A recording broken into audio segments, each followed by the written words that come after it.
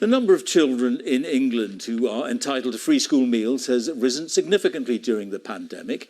New figures show a further 420,000 children have become eligible for the support since March last year. The sharp rise means 1 in 5 children in England now qualify. This takes the total number of children eligible for the food support to more than 1.7 million. But as our education editor Bramwyn Jeffries reports, head teachers have complained that government funding for free school meals is based on outdated figures. Working parents rely on this breakfast club, but there are some free places too, paid for by the school out of funding for free school meal pupils. More help with food has been needed as the pandemic hit work.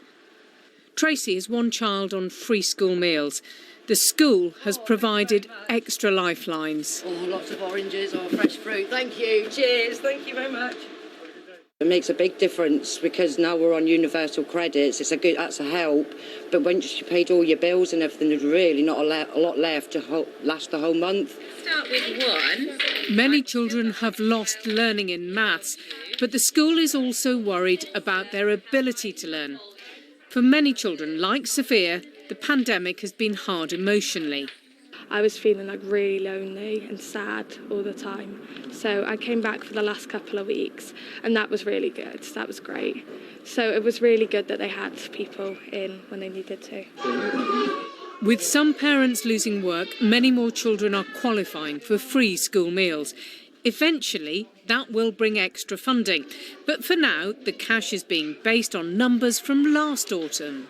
Pupil premium cash was brought in so schools could help the poorest children. That's why it's linked to pupils who get free school meals now or have done in the last 6 years. But what schools are seeing is their numbers are going up faster than the official data. And at the same time, they're dealing now with the fallout of a pandemic that we know has hit the poorest children hardest. And that's worrying Wayne Norrie. These infant and junior schools are among 37 in his Greenwood Academy Trust.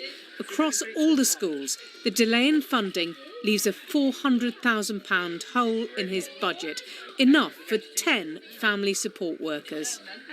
It's not always about academic catch-up, it's about socialisation skills, it's about mental health, it's about well-being, it's about providing safe spaces, giving them adults that they can trust. We're having to help toilet-train children, to retrain them, so we've got some children as young as 7 who have been in pull-ups and have got out of the habit of going to toilet training, so in many academies we're supporting with that.